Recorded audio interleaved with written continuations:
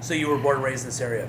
Yeah, just up the road. This is actually the homestead. This was a garage of part of the homestead. Family, friends, hunting cabin. What made us flip down here? Just the idea of change. Go everywhere in southern Wisconsin. It's these small little towns. You could raise 3 kids, have an average house in the city of Darlington, watch what you spend, help them get through college, retire. Life is good. Didn't need a Escalade sitting in the driveway, but raised some wonderful families. Did it off a nice average income with insurance, things like that. Those jobs have picked up, left this county 10, 15 years ago, and they're in Mexico. That's the problem, and I think that's the biggest thing. Call it the Rust Belt, call it wherever. I call it small town America that has lost jobs. That's what makes this thing run, man.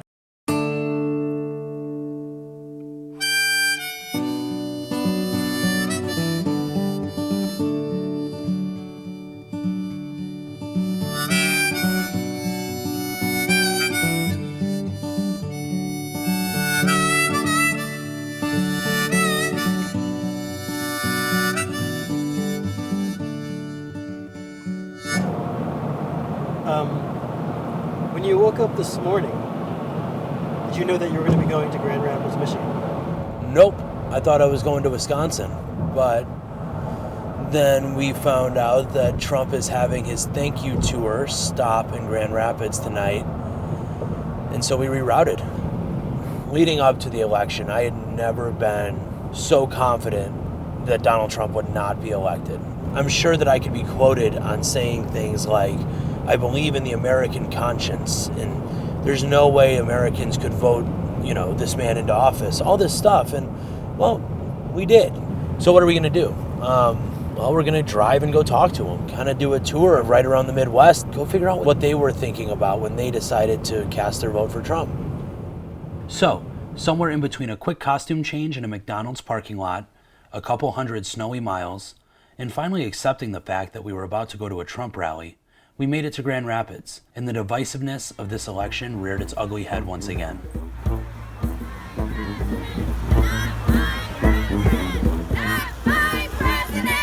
I won Michigan.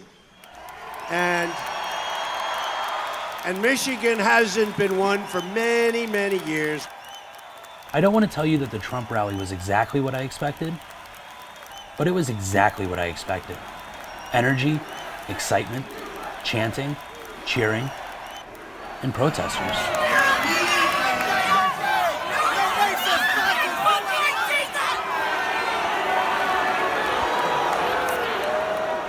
Anxious to go and talk with some of these people, we left the rally early to grab our gear. Hey, we're doing a documentary about Trump. You guys want to talk to us for a minute? Well, hell yeah. Oh, it was awesome. Fantastic. Yeah. It's their second time seeing Trump. We saw him in Ohio. What do you guys like about Trump? Everything. Yeah? Well, absolutely. I mean, there's certain things that you can't love. Have you guys been Republican your whole lives? No. No. No, heavens no. Yeah, I voted Green Party for the past ever many times I voted. What was it about Trump that got your vote this time? Well, because he's not really Republican, but he is. It was like, he was able to talk to the people. What do you mean by that? Yeah, he just talked right to us. It seems like watch him on TV, or he just seems like you're talking directly to you, and none of the political bullshit. If you even came out and said that you like Trump at all, like I had people give me guff when I put one of these signs up in my store in Owasso, and that's predominantly white. As soon as they thought you liked Trump, they turn evil. There's a reason he won. When everyone said he was going to fail, there's a reason he won. Let's just hope he gets into some serious things like he said he is. After talking with 2 of Trump's fans, we wandered into the group of protesters to see if we could find a different point of view. That's where we met Charlie. I kind of started the organizing aspect of this on Facebook, and then I was inside for a little while, got kicked out by the Secret Service for disrupting a little bit. It just blows my mind that people can buy what he's saying, hook, line, and sinker. Like, he's poisoned his followers so hard against the media. Don't get me wrong, I'm no fan of the mainstream media myself, but to poison your followers entirely against the media, to have them discredit absolutely everything that's being said, that's fascism. That's authoritarianism, and it's frankly fucking terrifying Yeah. that it's happening in this country. What do you think about those people? Like, I get what Donald Trump is doing, but what about the people who are in that room? They did vote for the racist, and so while they themselves may not be racist per se, they're at least okay with it, or they're at least willing to look the other way while it happens, and that's poisonous. So half the country is just okay with racism? Something about that didn't feel right to me. How long you been out here? Well, we got here around 2 o'clock. 2 o'clock? Yeah. You been following Trump around? Yeah. Nice. Been doing that for about 6 months now. Selling a lot of merch? Oh yeah, definitely. We have to restock up all the time. What's the crowd like at these things? Like attitude-wise? Yeah. Oh, everybody's nice, man. Everybody's Yeah. really nice. Usually the protesters are the ones that are the aggressive ones, and Yeah. the actual supporters are usually really, really nice and completely different than what I was expecting. Something completely opposite when I come out here. What were you expecting? A lot of hate, pretty much, because black guy, what they Right. say is supposedly a lot of race, but it's not, completely opposite. Everybody it's a lot of love. Okay. In the crowd, definitely. Cool, man. And the energy is so high. It is buy two get one for free. What have the crowds been like? Different than what you expected? Oh, they pretty cool. To be honest with you, man, I give everybody the benefit of the doubt, what I'm saying? I'm not very judgmental. Okay. So, you have different types of people everywhere, what I'm saying? It can be on the other end, it can be the same way, Yeah. So you just got to go with it, man. You just got to, hope for the best, man. Right on, man. Appreciate it. Thank you. Are you protesting? No, I'm on the other side of it. And so not everybody in there is this crazy zealot who's just shouting at the top of their lungs. In fact, I don't think I stood next to anybody like that. Now, maybe there are some people there like that. I'm sure there are. But if you look at his side, look at them. They're saying he's not my president. Earlier, you mentioned his message, and you think the message is being refined as he's about to go. Absolutely. What is that message? The message is, well, obviously we can make America great again, but that's the top of the message. But beneath that is, how are we going to do that? We're going to do it by creating jobs. Now, I don't necessarily know exactly how he's going to do that. He explains it on the stage, and it sounds good, right? But I'm still questioning some of the things that he's going to do. He's a wild card. I know that he's shaking things up, and one of the beautiful things here is that the largest cheers didn't come when Trump was saying negative things about black people or negative things about women, because he never said those things. When Trump was talking on the stage, he said, let's bring all those people together. When people started booing Hillary, he said, no. The time for that is past. Now that we're in office, we have to unite the country. And that's what his message was tonight, was let's unite all races, all sexes, wherever you come from. And that was the overarching message throughout the night. And why do you believe Donald Trump's the right man for that job?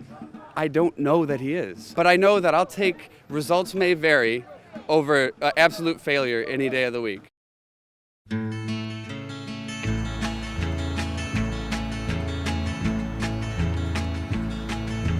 After we left Grand Rapids and headed towards Ohio, I couldn't help but think about what the Trump supporter had said last night, taking uncertainty over certainty any day of the week. And it made me wonder, have things gotten so bad that a gamble of that magnitude was in order?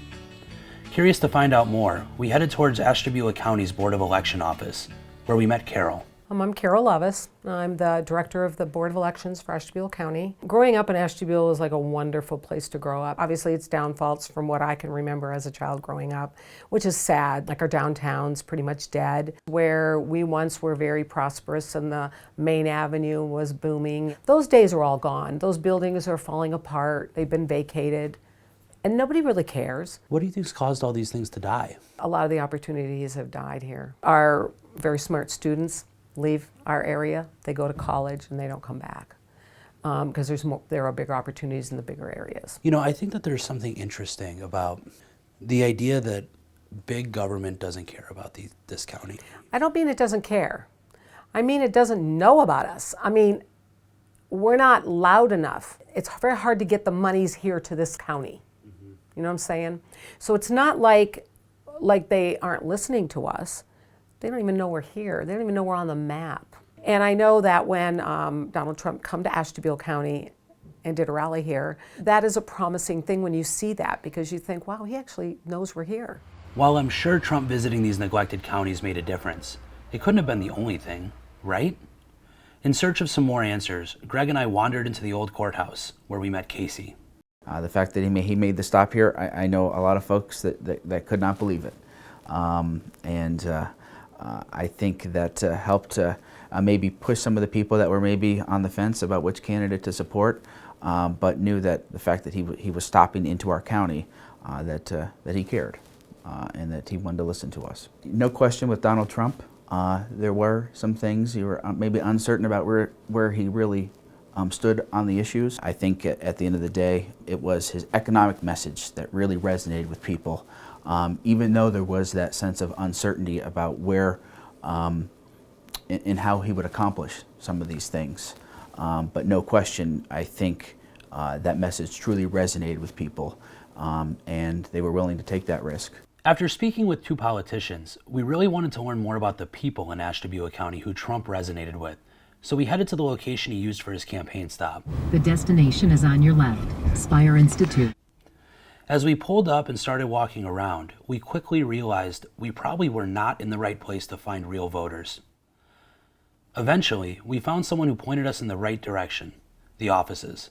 This is where we met Ron. It's the Rust Belt. A significant amount of our businesses moved south. This community had to revive itself into something different. This county is hugely populated with Democrats. When Trump had his rally here, I sat and watched the people that came here. These folks came in here as just common folk wanting to hear what he had to say, because they were confused and they weren't sure what they wanted to do. They were being confused by the media. They were being confused by their co-workers and all that other stuff. Yet they had this inkling that they wanted to vote probably different than they had voted in the past, because it wasn't something that you were talking about openly. This was kind of a tough election. You were either very loud one way or very loud another way, and there's a whole lot of people that were confused in the middle that weren't sure what to do. And at the end of the day, these folks looked at each other and they said, I'm not alone. So I'm tired of people that have never visited us and we voted in them in office, and then they don't give a rat's hind end about us. Other people are thinking the same way I am. They're upset with how things have been going. Trump's personality was one that allowed people to start seriously thinking differently. Trump is a street fighter. We've all said stupid things in our life. We've all done things that we regret. He was in there to fight, and sometimes that meant stupid things were going to come out. But that's exactly what we needed, somebody that was willing to do that. And he has the personality that you punch him in the nose, I'm not going to just sit there and smile. I'm going to punch you back. He's rough under the edges. There's no doubt about it. He speaks his mind and comes across and does some things that people don't necessarily like, but it stirred them to the point that they said, well, finally, somebody's going to stand up for me. I might not necessarily like how he might say it or the words used or whatever, but the fact is he's finally fighting for us compared to somebody else that was trying to appease us. Tell me what you think I want to hear so you can get my vote. These people didn't want to hear that anymore. They were upset. So if there was a whole group of people confused in the middle, and the media couldn't be trusted, then where did they go to form their opinion? Hoping to find out, we pushed on towards Pennsylvania. And that's the funny thing about a road trip. You never really know where you might end up. Hi, welcome to the Trump House here in Youngstown, Pennsylvania. And what's your name? Leslie Baum Rossi. And you created this? I did. This was my idea. So it was an educational... It really was voter awareness. Many tourists were coming daily and saying, what is it about these delegates? And I would hand them a card that said, these are the three you want if you support Mr. Trump. At the end, we were having 2,500 people come through that back door every day. People would come up, and this said voter registration. So people would come up on my back porch, grab the form, talk to me about it. We had pens. We didn't keep track, and then when it started getting so huge, we started a sign-in book. The American voters, front and back, front and back, front and back. There's Virginia, Texas. So a lot of the people that came here were for Trump. Many were Democrats that have never voted Republican in their life, and they were this time. Many were independents, and many were on the fence. They loved coming up on my back porch, grabbing that form, sitting down with other people and filling it out. And the post office is right up the road. I gave them an envelope with a stamp on it, and they marched right up there and mailed them. I gave out pens, I gave out flags, pins, I gave out signs, thousands and thousands of yard signs, and many of them were stolen, and I would tell people put it higher. These were more for like the college students, so they had a keychain and a bottle opener. How many voters do you think you registered? A lot, and they weren't just from my county. Other states would come and say, well, how do I register in my state? And I would look it up and find it for them. As interesting as Leslie's outreach was, it was time to talk about the 30-foot Trump cutout in her yard. We made it, printed it on metal. It's concreted several feet down into the ground. We've had people attack it. I've been inside folding shirts at night, and I would hear people out here screaming at it. Some very unusual things. People would come, they would gather, they would all stand and take pictures for other families, and then they would take pictures of their family around the statue of Mr. Trump. And they would lift up like this and hold his hand, because he's the one going to guide us through the next 4 years and make America great again.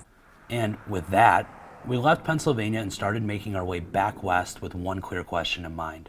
What's going on in these communities that force so many Americans to switch their political allegiance? We found ourselves in Muncie, Indiana, yet another small town in a flip county, at the local bowling alley, where there just wasn't a whole lot going on. That was until we met Dave. My name's Dave Slavin. We're in Muncie, Indiana. You're in Spare Time Pro Shop, which is in Muncie Lane's bowling alley. Talk to me about Muncie. What's life like here? It's a small town. Our county and city has been mostly Democratic for years. When the whole city voted for Republicans, I was kind of shocked, to be honest. You know, I think the way things had kind of went the last, to me, probably the last 24 years, I think we were all looking for a little change. Kind of get people to work back in the United States. That helps me as a small businessman, affects my bottom line in my pocket. You know, anybody that wants to come in this country legally, you know, all of our ancestors, unless you're a Native American, come through Ellis Island, you know, come here, you know, fill paperwork out, become American. I'm all for that, but to come across the border and have so many illegal aliens, that's rough. That's a tough pill for any of us to swallow. You know, me, you, and everyone else. What do you think it was about Donald Trump that got the Republicans to vote again in Muncie? It was different. I just think it's something different. It's not something that we've had since, to be honest, Reagan. Do we want a guy or a man or a woman that says things that are scripted out, that he has to wait 10 seconds before he replies?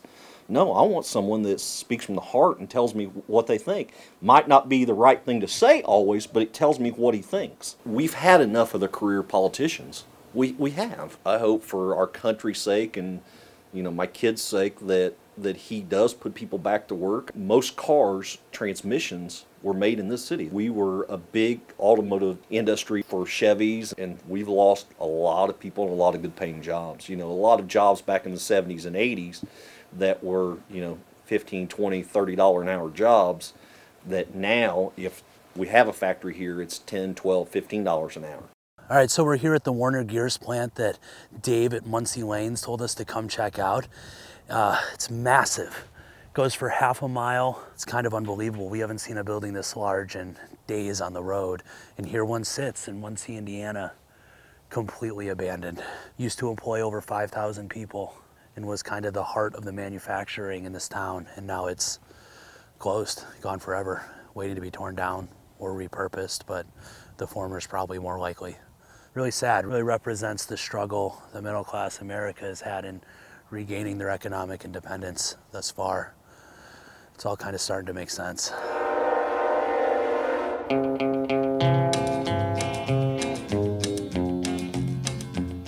I hear the train a-comin', it's rolling around the bend, and I ain't seen the sunshine since I don't know when. I'm stuck in Folsom Prison, and time keeps dragging on.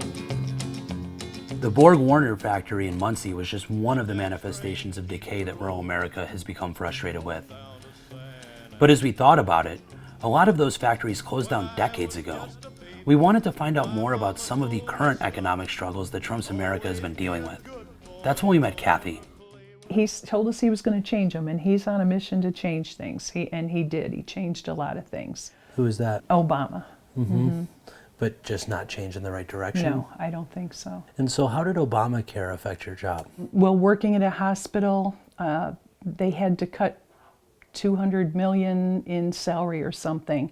So what they did is in each department, they kept all the clinical people and they started cutting us clericals, and the nurses were doing the things I did, you know, answering the phone, doing the computer work and everything like that. So didn't even see it coming. No. Now everyone I know works 2 jobs, some 3. I myself work 2 jobs just to, you know, have extra to make it work. This isn't how we planned it, because we went through a lot more than we thought we had to before things even killed out. So what does retirement look like now? It looks like we're going to be okay, but we're not going to get ahead like we did when we were younger. We started out our marriage living paycheck to paycheck, and now we're finishing, you know, at the end we're doing paycheck to paycheck again. After hearing about Kathy's financial struggles, we switched gears and talked a little politics. My husband, he's union, you know. His vote cancels mine out all the time, but hey, I still vote anyway. Oh wait, so he votes Democrat? Oh yeah. It's a divided household. What does he think about Donald Trump? He can't stand him. Really? He can't stand him. So yeah, we've had some back and forths. I can imagine. It became a mute subject, is what it is. It became mute. How long have you been a supporter of Donald Trump? Oh, since day one. When he first came down that escalator, I was like, he'd be a good one, because everything I've seen him say made sense to me. What makes him different than other politicians? What makes him different? My dad sort of spoke his mind, and I think Donald Trump does that also. Sometimes too much. What do you mean by that? Sometimes he just gets on a tangent and starts going off, you know, but he brought up a lot of things that need to be corrected here. And I think it woke us all up. The next flip county was in Iowa, but to get there, we had to drive through Illinois, where we stopped at a farm and met Tim. This is where we store our hay. And did I mention it's a miniature donkey farm? Our biggest customer tends to be somebody who's got 1 horse. They'll buy a donkey to put with their horse for a companion animal. Not only did we learn about donkeys, but his farrier Jess was there. We hadn't really planned on talking politics that day. We've got $1 trillion in student loan debt. Then we met Nick, Jess's husband and a recent college graduate, so we jumped right back into it. So how do you feel about some of the shit that Trump would say? I mean, he got your vote, but some of that stuff was kind of like... It's really a shtick. I think that was his shtick, to get the people to get riled up and vote for him, and it worked. People are pissed off and they want to throw a Molotov cocktail in there, and that's what my view of it was. How do you feel now that he's elected? A lot of wait and see. You know, I don't put my faith in any politician. I'm very suspicious and very questioning. But yeah, I'm very hopeful that, you know, with his track record of, you know, being successful in business, that, you know, and also being a very get it done kind of a hard charging person. That's kind of how I am personality wise. I'm like, let's get in there and get the job done. Right. I mean, fuck feelings. You know, let's just get the job done. You know, and I think he's kind of like that. So we'll see how that plays out. Yeah. You know. But only time will tell. Only time will tell. Once we got to Iowa, we headed towards Burlington, a traditionally Democratic union town that had flipped for Trump. When we arrived, we met Libby, a reporter for the local paper, and got her take on how the hell this blue county was flipped. You covered this the whole way. And were you as shocked as everyone else? Yeah, I was. I mean, and maybe we kind of had our liberal media, you know, blinders on. I just didn't think that there was enough of the white working class anymore to carry a candidate. Des Moines County in general is known as a, you know, kind of blue collar union county, mostly Democrat, solid Obama supporters in 2008 and 2012. But the Trump phenomenon definitely caught on here, and it was pretty surprising. I was talking to voters on election day as they were coming out of the booth and everything, and, oh, what about you, sir? Do you mind telling me who you voted for? And he's like, well, I don't want to say I'm a union guy. I'm a union guy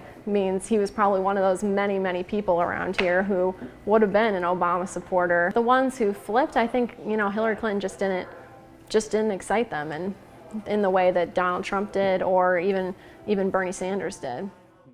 As I pondered more on Libby's point about the excitement surrounding the candidates, especially Bernie Sanders, I started thinking there had to be more than just lack of excitement fueling the anti-Hillary sentiment, right? I think Hillary absolutely lost the election. That's when we met Noah at the hotel in Wisconsin we had stopped at for the evening. One of the most frustrating things for me was seeing the matchups between Bernie and Trump versus the matchups between Clinton and Trump. And, you know, think about what it must have been like to be Bernie. You were put on the bench by your team and then had it handed to someone else so they could lose it. Clinton was shown to be not really very trustworthy. It seemed like they were giving her the benefit of the doubt whenever they could, and Bernie was just kind of being quietly ignored. And that was being done very intentionally. And you know, when I looked at that, it's like, wait a minute, you guys, you know, like I spent all this time thinking you guys were the good guys. This isn't how good guys act. So I kind of had to reassess what I was really, you know, what I really wanted to get behind. How did that make you feel, being a lifelong Democrat and having to totally reassess your notions of right and wrong and good and evil in the political space? You know, it feels like a lot of the political energy has been sucked out of the Democratic Party by people who feel disenfranchised. You know, I don't want to keep talking about it like it was Bernie voters that left, but it was Bernie voters that left. I don't want to say that I voted for Jill Stein as much as I voted against the Democratic Party, because it's like, you guys, I can't say that I'll actually trust you to do what you say anymore. So you voted against the Democratic Party. That was where you placed your vote this year. Mm-hmm. Knowing how Wisconsin turned out, if you could go back in time, would you change your vote? No. No. Why not? You're supposed to vote for the person that you feel can run the country. And I didn't feel that either of the main candidates could do that. So, you know, voting third party was really the only thing that I had left as an ethical choice. It took me a moment to realize how important Noah's point surrounding the ethics of his vote was. As I thought about it, I started to wonder if maybe he's the only person we'd spoken with thus far that was certain they had made the right choice. Everyone wants to talk about being forced to choose between the lesser of two evils. But here's Noah, simply rejecting that notion due to an ethical dilemma.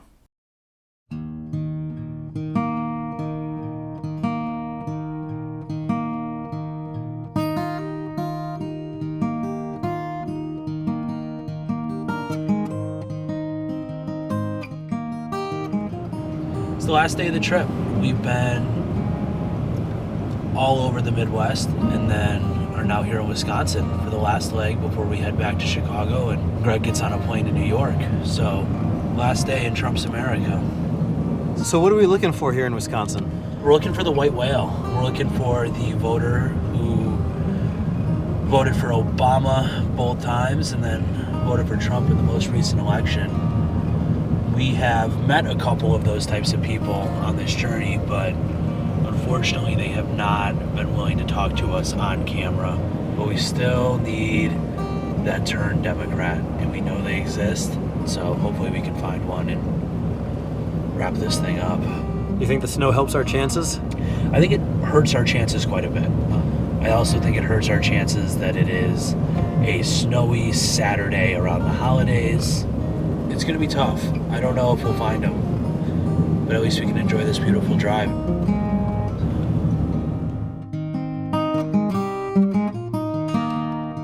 We continued our search for the white whale, stopping at gas station after cheese factory, and struck out everywhere.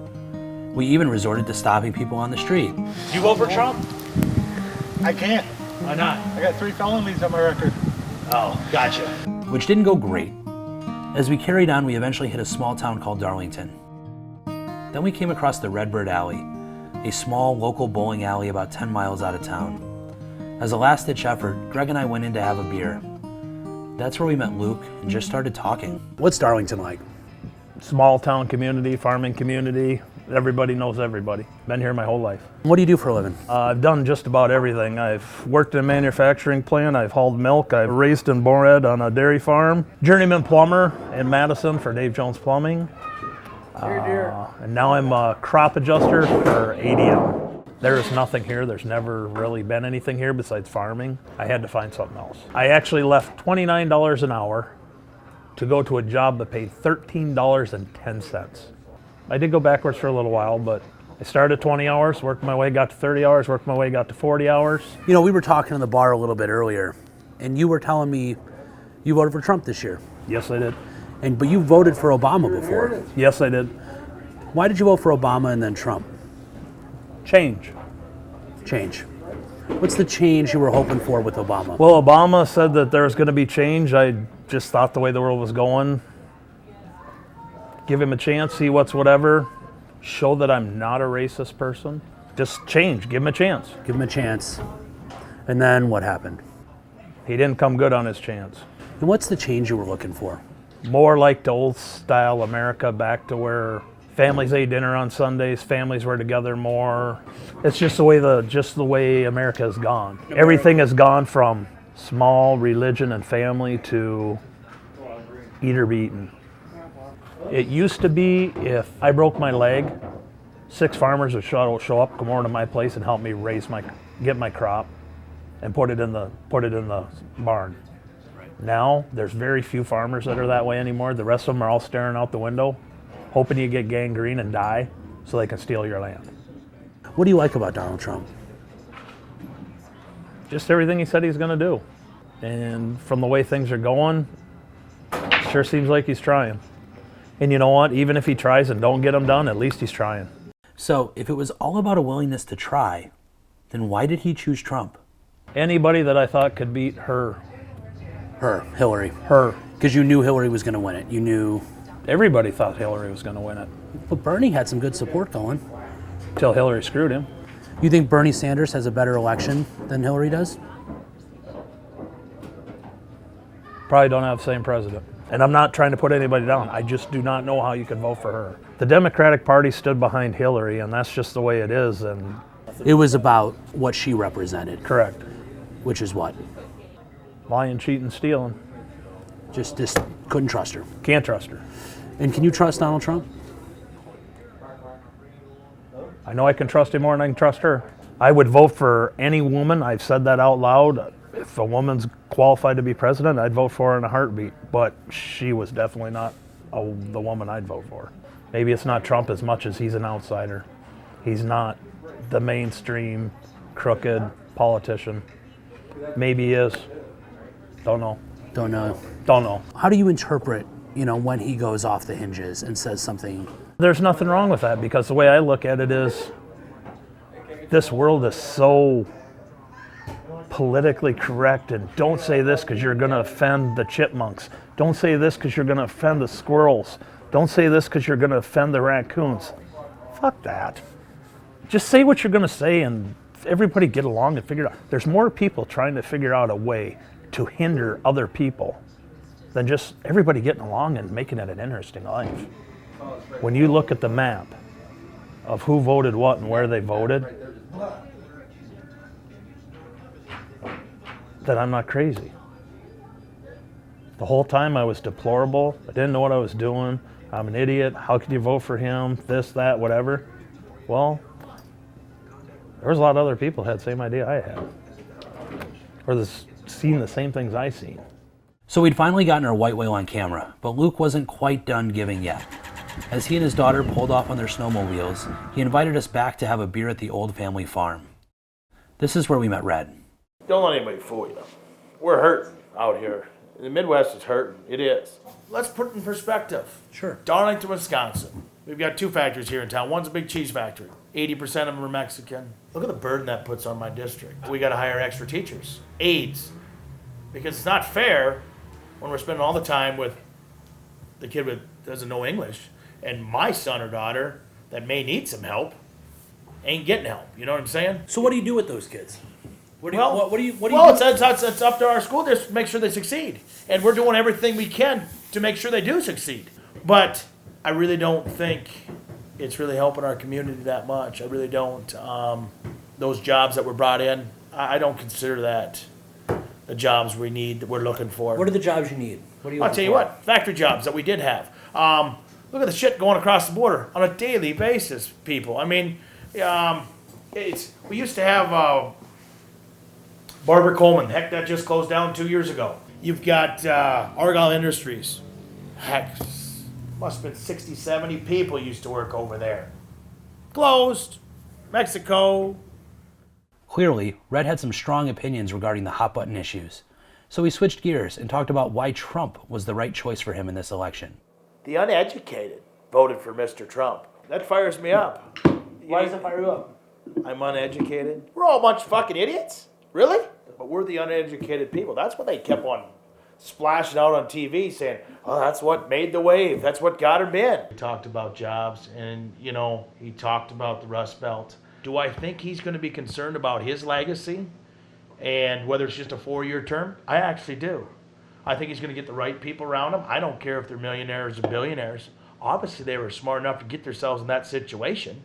They didn't become a millionaire after they got in politics somehow. I know people that have never voted that have got their ass out and voted this time.